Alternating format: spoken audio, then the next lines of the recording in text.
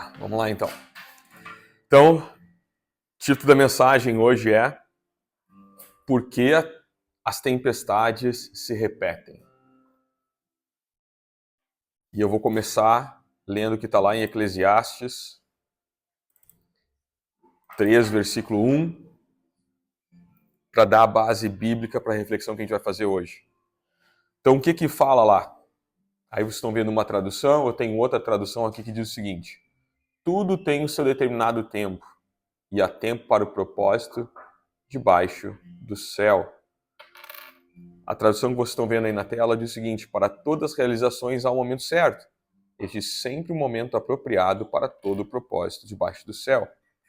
Então aqui a gente começa a entender que há tempo para tudo, ou seja, existem ciclos, né? Existem coisas que vão e vêm. Esse versículo, ele talvez seja o mais conhecido do livro de Eclesiastes, e ele vai então expressar e explicar muito bem o que a gente está conversando hoje. Deus estabelece um tempo para tudo.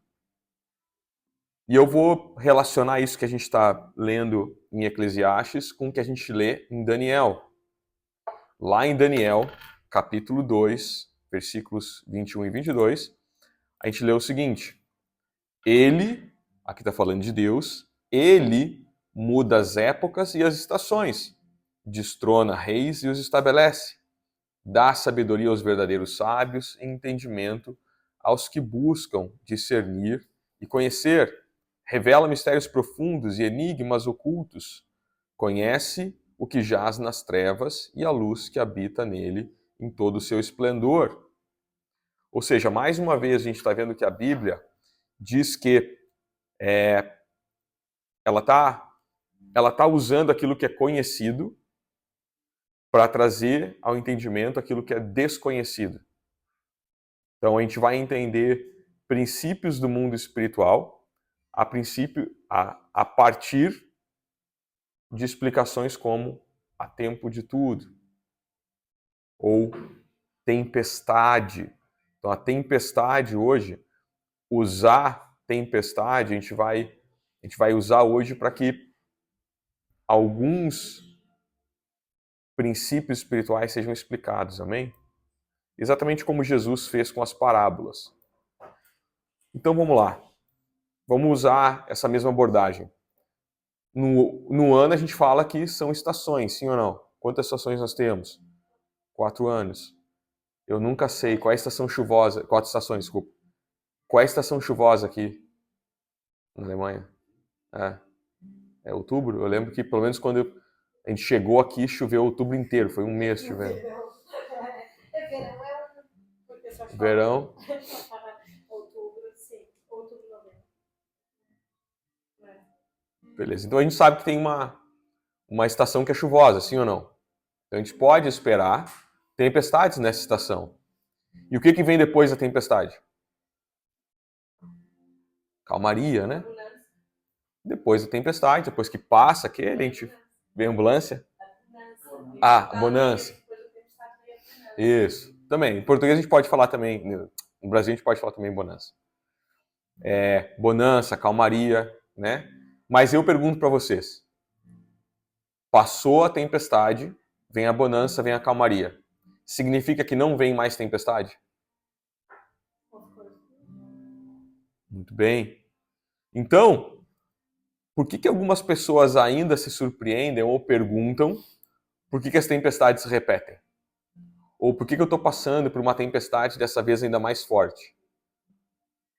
Essa, acho que é uma dúvida justa que a gente vai ter no decorrer das nossas vidas. Só que, se a gente refletir para entender, de novo, como a Bíblia faz, como a gente lê em Eclesiastes, como a gente lê em Daniel, como a gente vê Cristo fazendo com as parábolas, se a gente começar a usar aquilo que é conhecido para entender o desconhecido, talvez a gente encontre a resposta. Por quê? Depois que a tempestade passa, eu tenho 2 certezas. A primeira é de que um tempo calmo está vindo. Só que a segunda coisa que eu tenho é, a cada dia que passa depois da tempestade, eu estou mais próximo da próxima tempestade. Faz sentido ou não? E aí a próxima tempestade, a gente não vai saber dizer se é mais forte, se é mais fraca agora. A gente pode esperar que é um fato de tempo até ela chegar. Às vezes, enquanto a gente está querendo sol, sombra e água fresca, né? Uma tradução muito usada no Brasil, a realidade é que quanto mais tempo a gente ficar no sol, na sombra, tomando água fresca, mais próximo a gente está da próxima tempestade. Então, na Bíblia, vamos olhar na Bíblia então e entender as parábolas que a Bíblia faz com tempestade, para que a gente tenha entendimento de algumas questões espirituais. Amém? Então vamos começar lá em Lucas 6 e 49.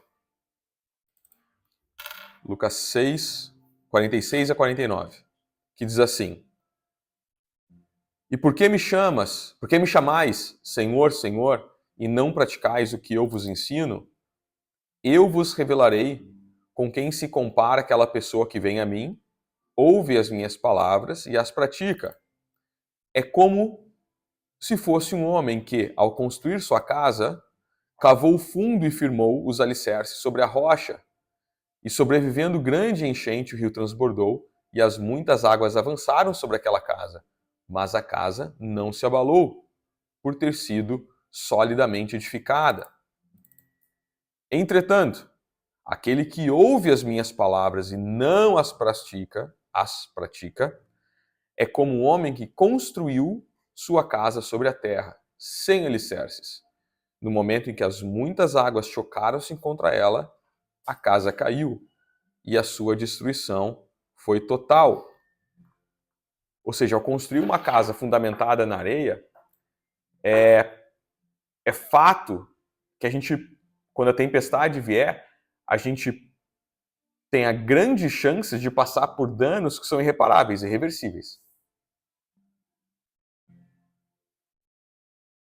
Só que, ao mesmo tempo, a gente entende que se o nosso fundamento é Cristo, se a rocha é o nosso fundamento, então pode ser que cause algum dano, pode ser que a tempestade veio, a Bíblia não fala, eu estou usando a parábola aqui, tá? A tempestade veio, a calha encheu, vazou um pouquinho de água para dentro da casa.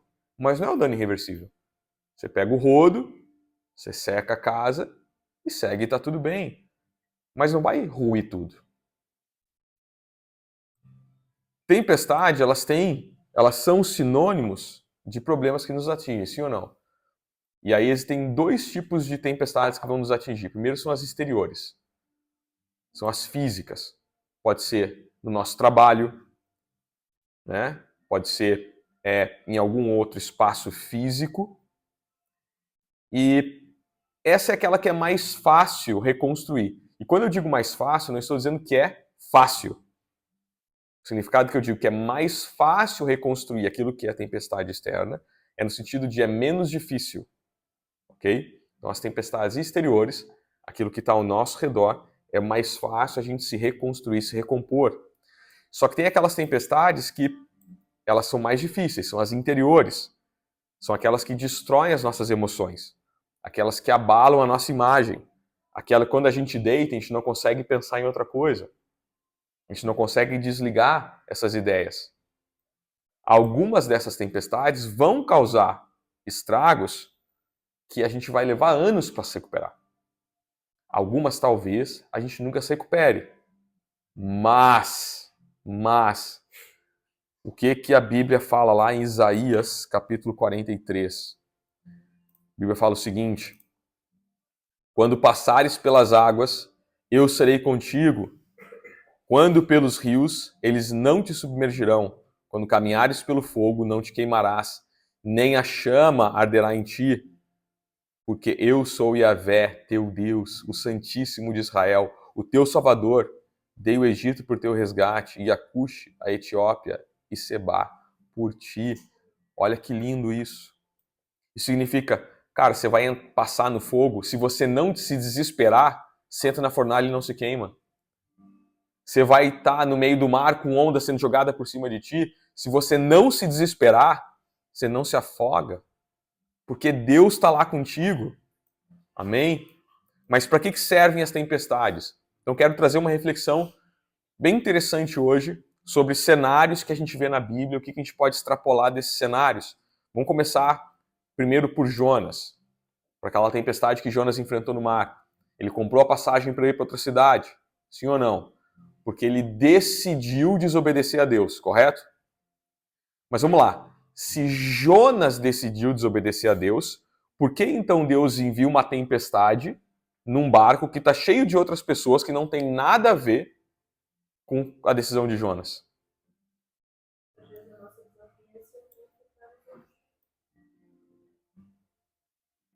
Quem é o responsável pelo navio? Comandante, capitão. Ele é o responsável pelo navio, sim ou não? Então, a tempestade que Deus enviou para aquele barco era um aviso para o capitão. Já pensaram sobre isso? O capitão é responsável. O capitão não está no mundo à parte daquilo que está acontecendo ali. O capitão era a pessoa responsável por todas as vidas e por todo o dinheiro e por toda a carga e por toda a riqueza, por tudo que havia no barco, o capitão era responsável. Deus mandou um barco, Deus mandou uma tempestade sobre aquele barco. Então aquilo também podia representar alguma coisa para o capitão.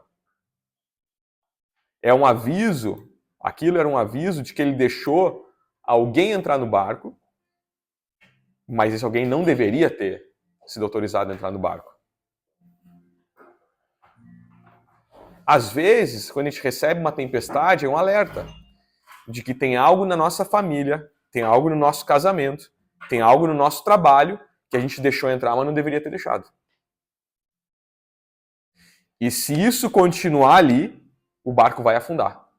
Se Jonas tivesse continuado no barco, talvez aquele barco tivesse afundado. Faz sentido ou não? E o que o capitão fez? O capitão ele começa a jogar a carga, lembra? Começaram a esvaziar o barco. E começou a perder muita coisa. E por que ele começou a perder muita coisa? Porque ele demorou para identificar qual era o problema real. Ele demorou para identificar que o problema não era a carga, o problema era Jonas. Ou seja, quanto mais a gente demorar para identificar aquilo que entrou na nossa vida e não deveria ter entrado, mais perdas a gente vai ter. Quanto mais rápido você identificar, menos você vai perder. Tem dificuldade que vem na nossa vida com o propósito de trazer denúncia.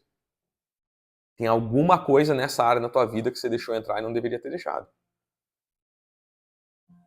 E às vezes o agente é outra pessoa.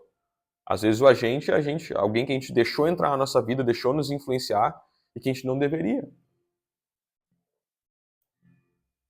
E aí Deus vai sondar o coração de cada um nessa sala. Deus vai sondar o coração de cada um que vai ver o vídeo depois. Mateus 8, versículos 23 a 27. A gente vê o seguinte. Entrando Jesus no barco, seus discípulos o seguiram. De repente sobreveio no mar uma violenta tempestade, de tal maneira que as ondas encobriam o barco. Ele, contudo, dormia. Então, seus discípulos vieram despertá-lo, clamando: Senhor, salva-nos, vamos todos perecer. Mas Jesus disse a eles: Por que estáis com tanto medo, homens de pequena fé? E levantando-se, repreendeu os ventos e o mar, e houve plena calmaria. Então os homens maravilhados exclamaram: Quem é este que até os ventos e o mar lhes obedecem? Os próprios discípulos ainda se maravilhando com Cristo. Então em Mateus 8, quando Jesus dorme no barco, a tempestade castiga a embarcação, sim ou não? Por que Jesus estava dormindo? Vou explicar para vocês. Primeira razão pela qual ele estava dormindo. Porque a tempestade não causou nele nenhuma crise de identidade. Ele sabia quem ele era e ele sabia quem era o pai dele. O pai dele era nada mais, nada menos que o criador do universo e o criador de todos os elementos daquela tempestade. Então por que quando a tempestade vem sobre as nossas vidas, a gente começa a ter crise de identidade? A gente esquece quem a gente é. A gente esquece quem é o nosso pai. Os momentos de tempestade são necessários para a gente definir, relembrar quem a gente é. Nesse momento a gente tem que manter a guarda alta, porque o Senhor está conosco. Jesus estava no barco. Jesus está nas nossas vidas, mesmo que a gente esteja no meio de uma tempestade. Daniel passou por uma dificuldade imensa, sim ou não? Quando ele foi jogado na cova dos leões. Ele se desesperou? Não, porque ele teve plena ciência de que Deus estava com ele na caverna. Segunda razão pela qual Jesus dormiu no barco, vocês já pensaram nisso? Jesus não fica na proa do barco. Jesus não fica, a proa é a parte da frente, né? Jesus não fica na proa do barco dizendo, faz isso, faz aquilo, vai aqui, vai lá. Jesus, ele dá uma direção.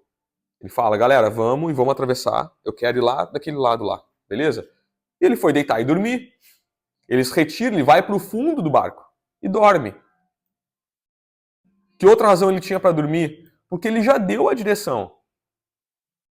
Agora ele quer que eu e você guiemos o barco que ele entregou nas nossas mãos. Ele quer que você dirija, ele quer que você tome as decisões. Ele falou, galera, eu tô com vocês. Eu só tô ali atrás tirando uma sonequinha. Toca o barco porque eu confio em vocês.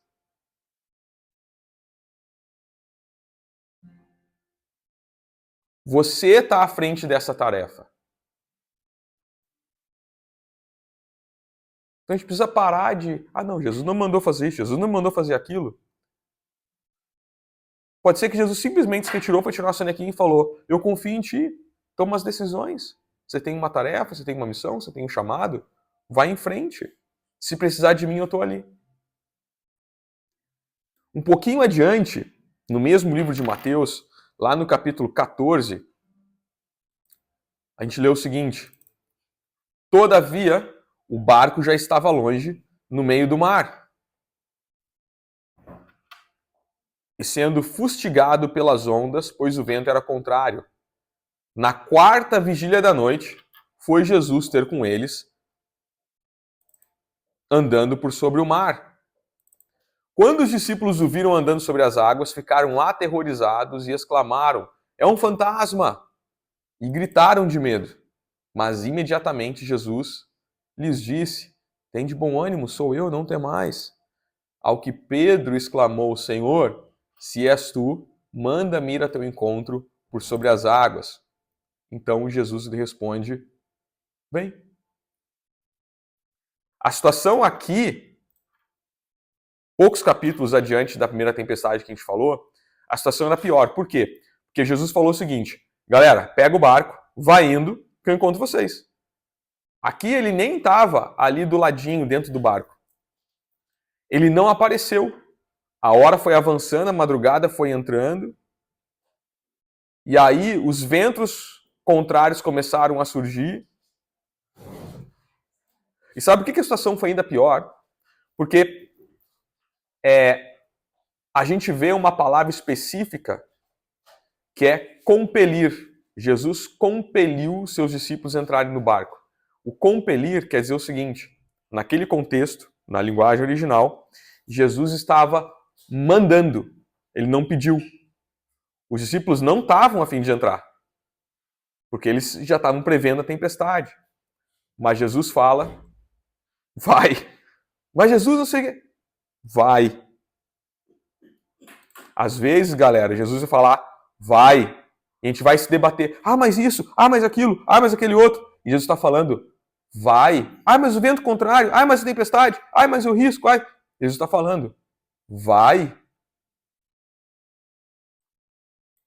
A madrugada chega, a tempestade acontece, e aí eles se veem exatamente no cenário que eles falaram que ia acontecer. Os discípulos estavam errados em relação ao cenário que estava se desenhando? Não, eles acertaram. A tempestade aconteceu, e aí no meio disso eles veem um vulto no meio das águas. Assim como a gente faria, a gente começa a gritar com medo. Aí eles escutam aquela voz falando algo do tipo, eu não falei que eu vinha? Eu fico imaginando o tom que Jesus falou. Não sei se eu estou viajando demais já, mas eu fico imaginando eu, colérico, eu naquela situação, eu falaria com esse tom. Eu não falei que eu vinha? Por que esse desespero? Eu aposto que até alguns deles devem ter pensado assim, Jesus. Pensaram, né? Não verbalizaram, mas pensaram, Jesus, Eu até entendi que você vinha, mas você vinha caminhando pelas águas, forçou a barra, né? E não tinha como a gente imaginar isso. Só que um deles resolve pensar em voz alta. Pedro. Pedro pensa em voz alta. Aí ele fala: se é você mesmo, então eu quero ver se eu consigo caminhar nas águas. Olha a ousadia. Eu acho que eu pensaria igual aos discípulos. Forçou a barra, né? Falou que vinha, mas como é que eu ia adivinhar que ia vir caminhando no meio das águas? É. Aí Pedro vai lá e fala: ah, é? Então eu quero ver se eu consigo caminhar aí também. Olha que ousadia. Ele fala assim com o próprio Cristo. Deixa eu contar uma história para vocês. Uma coisa que eu aprendi preparando essa palavra. Vocês sabem por que pastor de ovelha tem cabrito no rebanho? Alguém já escutou essa explicação? Todo pastor de ovelha tem cabrito no rebanho. Por quê? Principalmente no Oriente Médio. Estou falando sobre o Oriente Médio, tá? Por quê? Lembra quando Davi explica o Vale da Sombra da Morte? Porque toda aquela região é montanhosa. O deserto não é necessariamente como a gente imagina uma planície que não acaba mais. É um deserto montanhoso. E quando eles vão levar as ovelhas de um lado para o outro do aprisco, para onde tem água, para onde tem grama para comerem, eles passam por esses lugares de montanha, por lugares que são difíceis para as ovelhas se locomoverem. Só que o cabrito ele é ousado, ele não se comporta bem. O cabrito ele não faz o que o pastor manda. Só que a ousadia dele leva as ovelhas a fazerem aquilo que elas não fariam normalmente. Se não tivesse o cabrito pulando sobre o buraco, escalando a montanha, as ovelhas não fariam. Olha que interessante isso. Então, existe tempestade que vem para nos trazer essa ousadia de Pedro, para a gente deixar de fazer aquilo que a gente, como ovelhinha, diz: não, não, não, não, não. Eu sou ovelhinha, isso aqui já é ousadia demais, não quero me meter nessa. Então, tem tempestade que vai nos fazer sair da inércia, para a gente fazer aquilo que Deus nos deu a direção. E o que essa última tempestade trouxe consigo? O barco ia afundar? Não! Olha que loucura isso. Olha como a gente tem as nossas crises. Jesus falou para os discípulos: vai. Os discípulos: ah, não, cheio de mimimi, ele falou: vai. Aí vem a tempestade. Os discípulos não foram nem razoáveis aqui. Porque se eles ficaram com medo, eles não se deram conta que Jesus jamais enviaria os seus 12 discípulos, forçaria eles a entrar no barco para morrer ali no meio do mar, os 12, juntos, de mão dada. Jesus não mandaria os seus 12 discípulos para uma missão suicida. Os 12 tiveram a mesma oportunidade, mas só Pedro foi audacioso para isso. Pedro foi aquele que pensou alto: se você faz, eu quero fazer também. E aí, o que mais surpreende em tudo isso é a resposta de Jesus diante da ousadia de Pedro. Porque se fosse, falando eu de novo, colérico, tá? A Gil e a Gabi que me ensinaram o que é ser colérico. Por isso que eu falo isso agora. Eu nunca vi a descrição do que é, mas elas falaram, eu acredito nelas. Eu, colérico, falaria assim para Pedro: o que é isso, Pedro? Tá maluco falar comigo desse jeito? Perdeu a cabeça? Ou falaria: Pedro, não faz o menor sentido você vir para cá caminhando na água, eu já tô indo caminhando aí para ir pro barco. O que quer fazer caminhando na água? Mas não. O que Cristo fala? Beleza, Pedrão. Pula aí, vem. E uma pergunta interessante: qual era o lugar mais seguro naquele cenário? Era dentro do barco. Só que para viver o sobrenatural, a gente vai precisar romper assim como Pedro rompeu. Tá na hora da gente ler a Bíblia como a gente nunca leu antes, tá na hora da gente orar como a gente nunca orou antes, tá na hora da gente amar como nunca amou antes. Deus ele tem um propósito para cada um de nós, ele tem um propósito para o nosso grupo. Agora a gente precisa romper, galera. A gente precisa romper. Atos, capítulo 27, de 23 a 24. A gente vê aquela tempestade de Paulo, vocês lembram? Que Paulo está sendo levado de um lugar para o outro, e aí Paulo avisa que vai acontecer, capitão não dá bola, aí o barco afunda, mas ninguém morre. Vocês lembram disso? Na tempestade de Jonas, o barco seguiu viagem, sim ou não? Na primeira tempestade dos discípulos, Jesus repreendeu a tempestade. Lembram disso? Quando Jesus manda acalmar os ventos e o mar. Na segunda tempestade dos discípulos, Pedro anda sobre as águas. Só que nessa viagem que Paulo faz, o barco afunda. O que isso quer dizer pra gente? Acabou o casamento, a empresa faliu, a gente perdeu um ente querido. Essa última e quarta tempestade que eu falei, primeiro Jonas, primeira tempestade, a segunda tempestade é a primeira dos discípulos, que Jesus acalma as águas. Terceira tempestade, Pedro caminha sobre as águas. Quarta tempestade, a de Paulo de barco afunda. Essa tempestade é tão forte que o barco se despedaça, tudo se perde. Não é só a carga como foi lá no Jonas. Essa tempestade destrói o casamento. Só que deixa eu te falar uma coisa. Ainda dá tempo, sabe por quê? Porque essa tempestade destruiu o barco, mas não matou, não destruiu nenhum dos tripulantes, nenhum dos passageiros. A tempestade, ela pode destruir teu casamento, destruir o ministério, destruir a sua visão, mas ela não destrói você. Ela não destrói a visão que Deus deu. Talvez a tempestade levou de você algum ente querido, mas a morte não te levou. A gente precisa entender que se a gente não tiver preparado, a gente pode sucumbir em algumas dessas tempestades. Se a gente não quiser tirar alguma coisa da nossa vida que foi denunciada, a gente morre. Se a gente não acordar Jesus e se audacioso, se a gente não acordar Jesus e chamar ele na hora que a coisa aperta, na hora que as coisas ficam estranhas, a gente afunda.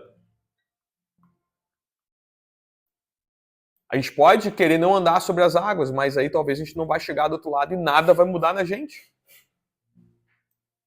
No outro caso, na viagem de Paulo, todo mundo chega molhado e com frio.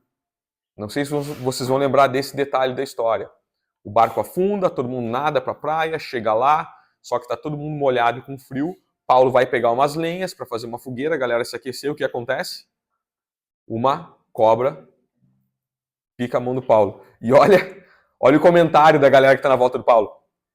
Esse cara é tão ruim que ele nem se secou ainda, já vem outra dificuldade. Saiu do naufrágio, está molhado e ainda vem uma cobra picar ele.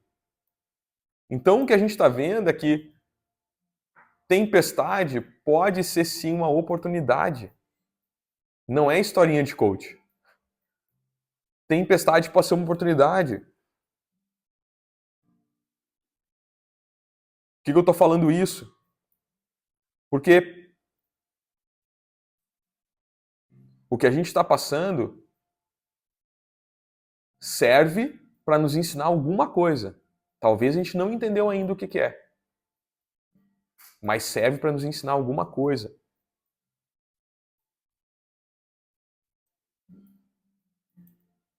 Então, quando vocês forem embora daqui hoje, tá cheio de tempestade lá fora para vocês enfrentarem.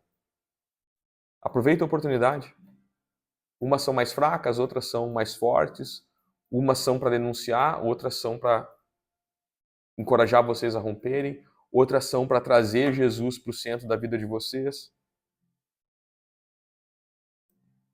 A que vier para denúncia, entenda a mensagem. Se é para te mostrar o poder de Deus, entenda isso. Não tenha crise de identidade. Não esqueça quem Deus é, quem vocês são em Deus. Se é para te tornar ousado, então ouse. Se é para te causar perdas, infelizmente você vai perder, mas se lembra, a sua vida não se resume a uma batalha. A vida de Paulo não acabou quando o barco afundou. E a vida de Paulo também não acabou quando ele estava molhado ainda e a cobra mordeu ele. A nossa vida não se resume a uma batalha. E eu já falei outras vezes, a gente luta no melhor exército, aquele que a gente sabe que a vitória é garantida. Essa guerra a gente já venceu. O que a Bíblia fala? Em Cristo somos mais que tudo posso naquele que. Então, galera, para de olhar para as circunstâncias. Para de ter medo. Ou para de querer encobrir aquilo que a tempestade está denunciando.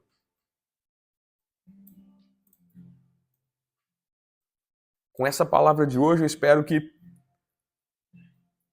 quando o tempo difícil vier, quando a dificuldade se apresentar, a gente tenha a inteligência emocional e espiritual para olhar e entender qual é a oportunidade por trás disso. Entender para onde Deus está nos levando. E entender quando é hora de eu chamar Cristo e falar: Senhor, a gente está com medo de perecer, acalma a tempestade. Mas também quando é hora de falar: não estou nem aí para a tempestade, eu vou caminhar sobre as águas.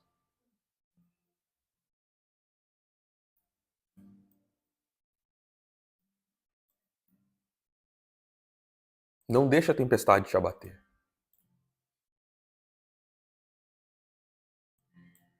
A Bíblia não mente. Tudo posso naquele que me fortalece. Pedro provou esse versículo. Pedro trouxe esse versículo do imaginário, do literário, para a vida real. A gente precisa trazer a Bíblia do literário para o real.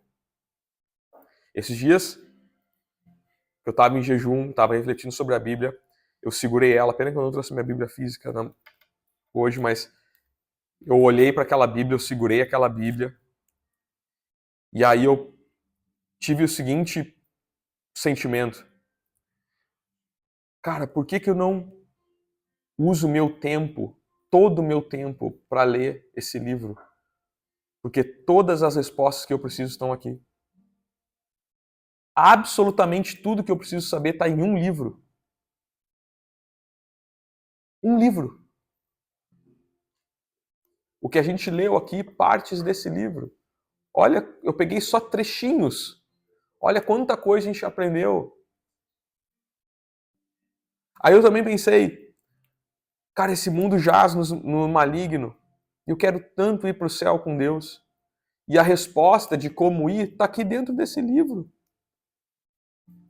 Por que eu fico procurando explicação fora daqui? Não estou falando que não pode ler outros livros, galera. Eu estou falando de investir o tempo nesse que é o principal. Pedro, quando ele caminha sobre as águas, ele sai do literário e ele vive a Escritura. Ele vive, tudo posso naquele que me fortalece. Então que a gente possa viver a Escritura. Consome a palavra de Deus. Pegue esse livro, debulha ele, reflete sobre esse livro, para parar de ter crise de identidade quando a tempestade vem, para parar de se desesperar quando a tempestade vem. Às vezes Jesus está do nosso lado, assim como ele estava no barco, e não é o suficiente para a gente não se desesperar. É ilógico isso. Concordam comigo? É ilógico. Jesus falou: a gente vai daqui para ali, eu estou contigo no barco. Aí vem onda, a gente fica preocupado. Jesus está falando: não te mandei eu? Por que o desespero? Eu te mandei e eu estou contigo. Por que a gente insiste em se comportar assim, galera? Me coloco no meio disso, obviamente.